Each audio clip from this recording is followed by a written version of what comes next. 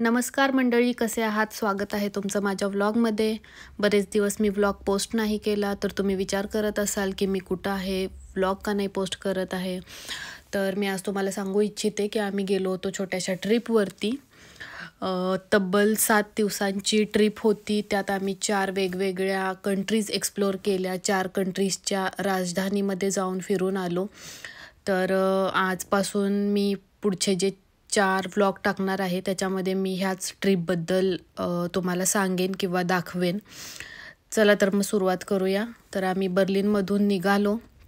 Berlin एअरपोर्टवरती पोचलो.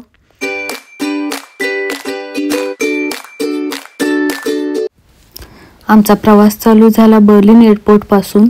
Berlin एअरपोर्टवरून आम्हाला बुदापेस्टसाठी डायरेक्ट फ्लाईट होती. साधारणतः 1.5 तासाचा हा प्रवास होता.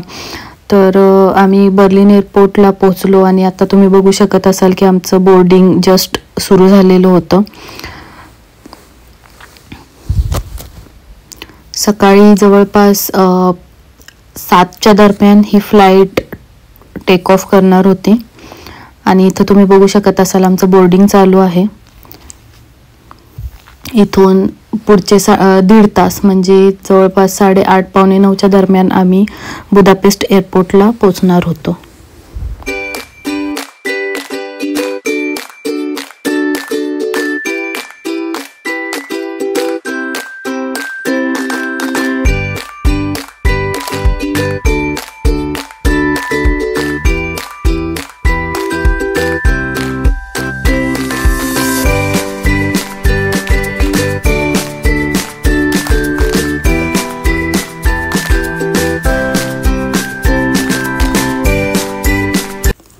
बोर्डिंग सक्सेसफुली झालं. आम्ही फ्लाईटमध्ये येऊन बसलो आणि मी आणि अखिल आम्ही दोघंही खूप एक्सायटेड होतो या ट्रिपसाठी. बरेच दिवसांपासून, ॲक्च्युली बरेच महिन्यांपासून आम्ही ही ट्रिप प्लॅन करत होतो. कुठेतरी फिरायला जायचं म्हणत. आणि शेवटी जवळपास 6-7 महिन्यानंतर, म्हणजे मी इथं पोचल्यापासून, जर्मनीमध्ये पोचल्यापासून 6-7 महिन्यानंतर फायनली आम्ही ट्रिपवरती जायला निघालो होतो.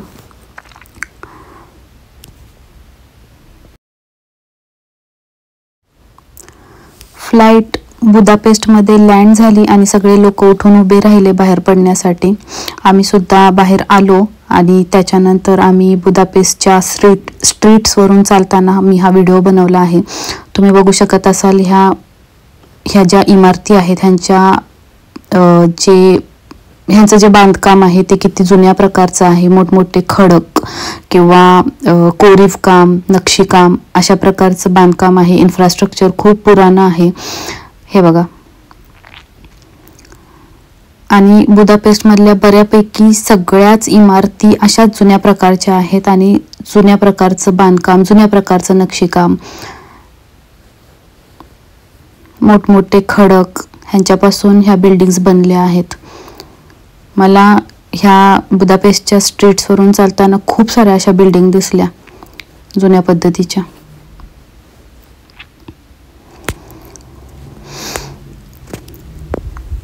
आता हा दरवाजाच बघा ना, किती जुना दिसतोय.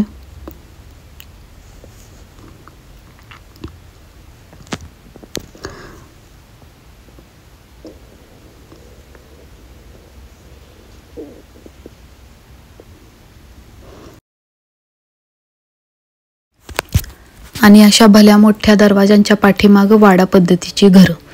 आता आम्ही बुदापेस्टमध्ये लँड तर झालो होतो, पण आमचं हॉटेलचं चेक इन होतं 3 वाजताचं आणि आम्ही लँड झालो होतो 9:30च्या दरम्यान. मग आम्ही विचार केला, आमचे काही रिलेटिव्स होते, त्यांच्याकडे बॅग सरेंडर कराव्या आणि बुदापेस्ट बघण्यासाठी बाहेर पडावं. आणि त्या पद्धतीनं आम्ही बुदापेस्ट बघण्यासाठी बाहेर पडलो. आणि आम्ही पहिलाच स्पॉट पाहिला तो म्हणजे दानुबे नदीच्या काठावरती असलेलं हे मेमोरियल.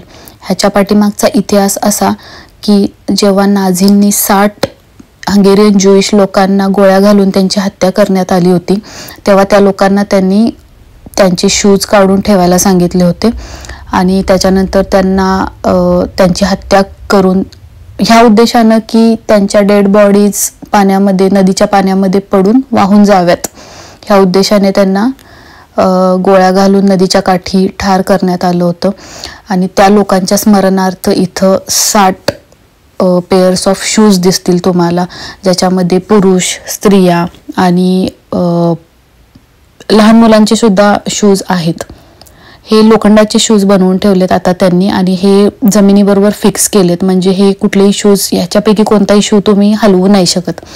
आणि तुम्ही बघू शकत असाल की नदीच्या पलीकडच्या साईडला पेस्ट आहे आणि नदीच्या अलीकडच्या साईडला बुडा. अशा प्रकारे बुदापेस्ट 2 भागांमध्ये विभागलं गेलेलं आहे. तर तुम्ही इथं बघू शकत असाल की ह्या शूजला त्यांनी, म्हणजे बऱ्याच लोकांनी फुलं किंवा मेणबत्त्या वगैरे अर्पण केलेले आहेत, कारण ते मेमोरियल आहे म्हणून. म्हणजे ज्या लोकांची हत्या करण्यात आली त्यांच्या स्मरणार्थ ते बनवण्यात आलेलं आहे. त्यामुळे लोक त्यांना फुलं किंवा मेणबत्त्या असं सगळं अर्पण करतात. ते मेमोरियल बघून आम्ही हा जो व्हिडिओमध्ये दिसतोय तुम्हाला तो ब्रिज बघण्यासाठी गेलो, ज्याचं नाव आहे चेन ब्रिज. त्याच्यानंतर आम्ही बुदापेस्टच्या स्ट्रीट्सवरून चालत राहिलो. हा बघा चेन ब्रिज. आणि त्याच्यानंतर गेलो सेंट स्टीफन्स बेसिलिका, म्हणजे थोडक्यात चर्च. तर हे सेंट स्टीफन्स बेसिलिका आहे. खूप भलं मोठं चर्च आहे, जे की टुरिस्ट अट्रॅक्शन आहे. खूप सारे लोक खूप साऱ्या देशांमधून इथं हे चर्च पाहण्यासाठी येतात. आणि ह्या चर्चच्या बाहेरच क्रिसमस मार्केट लागायला चालू झालं होतं.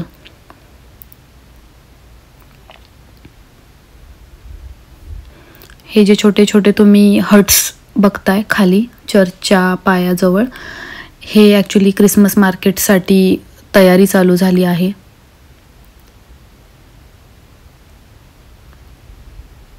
आणि मी तुम्हाला मुद्दामून आजूबाजूच्या बिल्डिंग्स दाखवते, जेणेकरून तुम्हाला कळेल की इथले इन्फ्रास्ट्रक्चर किंवा बिल्डिंग्स, जसं मी आधी म्हणलं की जुन्या पद्धतीचं किंवा खूप मोठे मोठे खडक, खूप बारीक नक्षीकाम. थोड्याफार बिल्डिंग्स आहेत ज्या नवीन पद्धतीच्या आहेत, पण तरीसुद्धा बऱ्याच बिल्डिंग्स अशा आहेत की जुन्या पद्धतीच्या आहेत.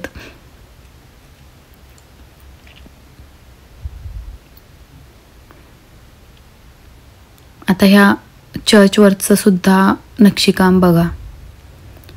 एक एक पुतळा, एक एक खिडकी, झरोके, खूप कोरीव काम, म्हणजे खूप सुंदर, खूप बारीक कोरीव काम, नक्षीकाम असं केलेलं आहे.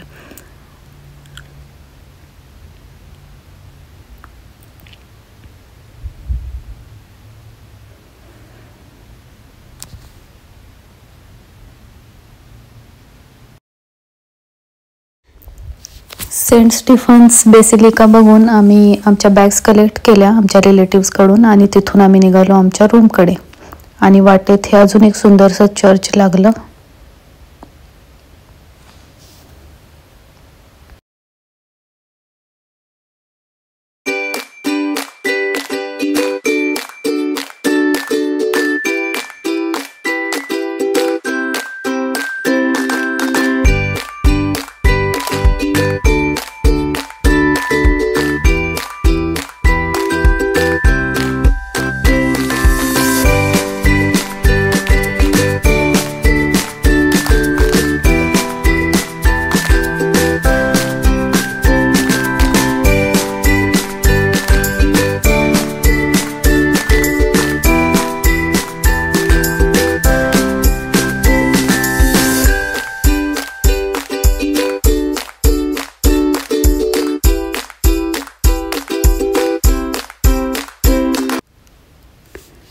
रूमकडे जाताना आम्हाला वाटेत परत एकदा ब्रिज लागला, जिथून आम्हाला बुडा आणि पेस्ट अशा बुडापेस्टच्या दोन्ही भागांचा नजारा, खूप सुंदर असा देखावा दिसत होता.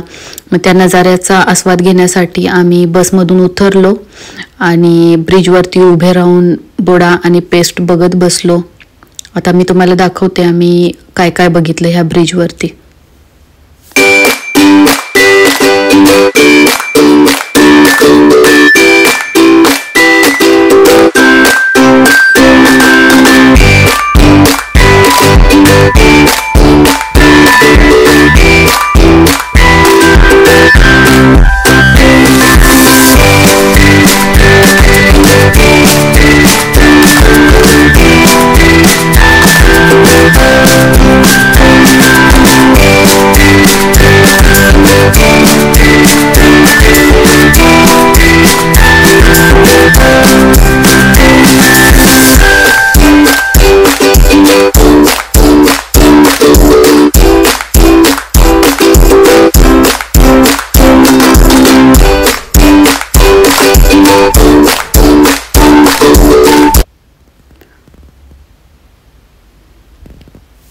इथे एक खूप सुंदर असा खूप मोठा भला मोठा मुकुट दिसतोय तुम्हाला ब्रिजवरती, जो दगडापासून बनवलेला आहे.